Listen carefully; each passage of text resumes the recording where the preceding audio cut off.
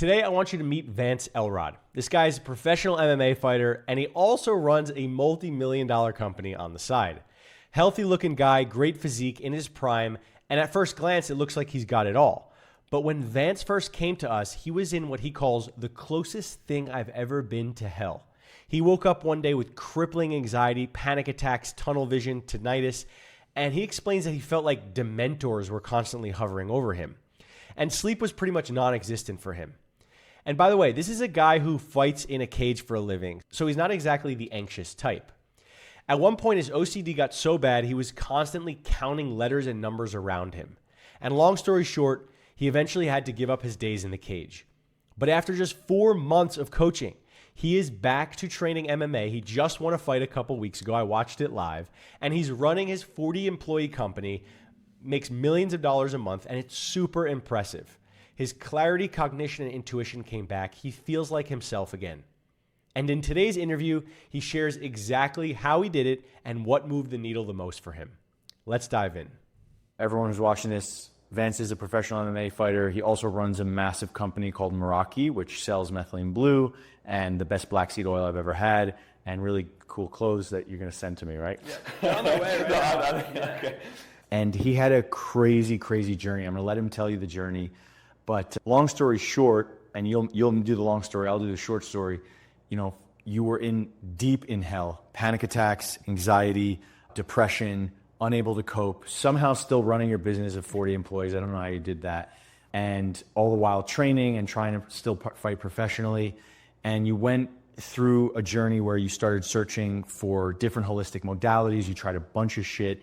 And somehow ChatGPT shared with you that Detox dude, this guy Josh has been through a journey. You might have mercury poisoning. Check this guy out. It's only 4 months in. The next 2 years are going to be a whole different story, right? Because Detox is a marathon. But you've already made strides in 4 months. Fill in the holes of everything I missed there. I think the beautiful thing is what you said is we're only 4 months in. I prepped for 3 years, ready for that journey. Same thing as my business. I prepped for 10 years and everything came quick. And it was beautiful. So it's not something you have to look at like it's this huge marathon and when you're done, it's done. It gets so much better along the way. And that was the best part about it. But yeah, I think even before that, I was sicker than I've ever even known. I think finally I tipped over. So at 17, I got my first Crohn's attack, and I battled that for about 7 years, put it into remission naturally, but I would get these pains in my stomach for like 8 hours a night, and the only thing I could do was meditate. Painkillers didn't work. Nothing worked except for throwing up and then getting actual heat on my stomach. And then later I figured out antihistamines worked, which was a little key that started to like fit the full big picture of what was going on. At 19, I developed OCD.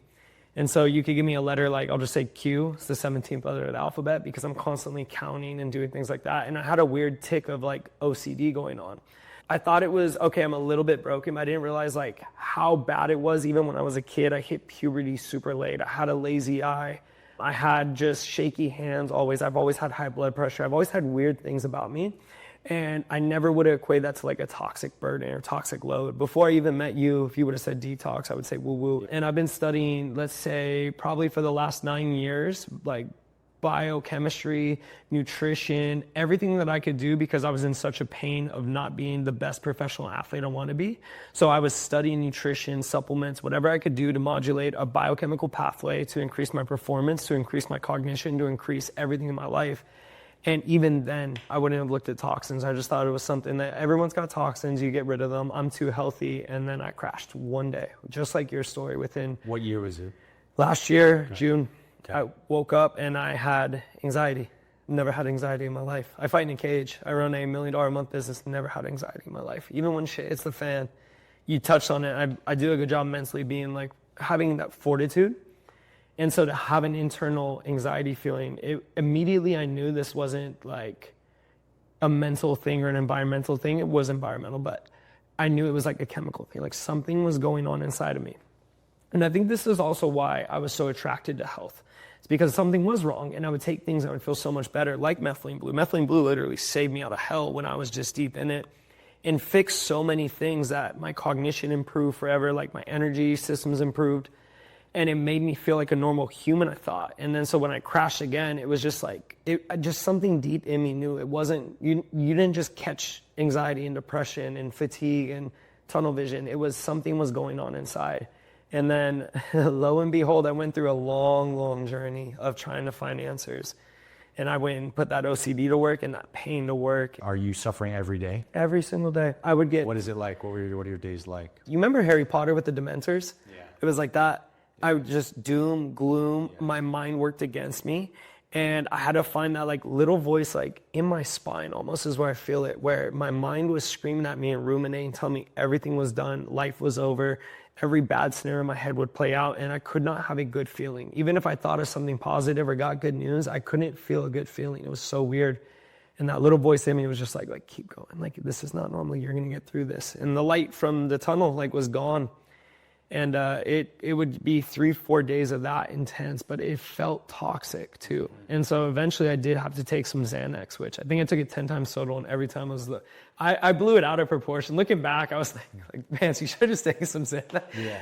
But I would be 3 days in hell and I just couldn't sleep, and like just everything I told you, but times 11. And my hair actually started falling out, and I mean, I just had cloudy urine, just so many weird things would happen. And then I would take a little bit of a Xanax, and when the anxiety and that voice calmed down, I'd feel toxic.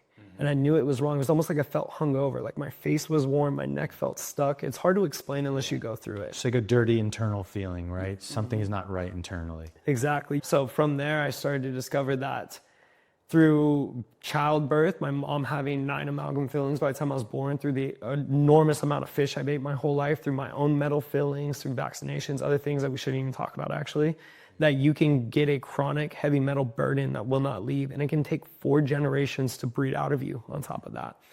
I talked with a lot of other practitioners who are famous, and I talked with mineral balancers and everyone else, and they know the science, but what you did is you guys knew the art of detox, and it's like a fight. I could tell you the science behind everything, but until you get in there and do it, there's an art. Yeah. It's a martial art, and so I related heavily with that. And I thought, worst comes worst, I'm gonna reduce my toxic burden. In 8 months, I don't feel better. I can go back to just regular chelation. And we decided to do coaching, and the rest is history. I'm here now. I'm a full believer. Yeah. And how do you feel now versus 5 months ago? We're only 4 months in, and my base is back, and I get glimpses of feeling better than before I was sick. The second we got together, you gave me a document of chelators and other modalities of therapies I've never even heard of. I've done so much research, and then I plug it in, find the research. Finally, I'm like, why is this not talked about? Yeah. You have like the mainstream, you have the undercuts, you have the underground stuff, you have everything that I've never even heard of, and every single one so far has just changed my body. Wow. So who do you think, like, someone's watching this, they've considered our services, should they do it? Who should do this? Why should they be a believer? Yeah, I mean, it's so simple. Like, if you didn't clean out your car's engine, you didn't do oil changes, and you were putting cruddy oil in, do you think your car would run better without it?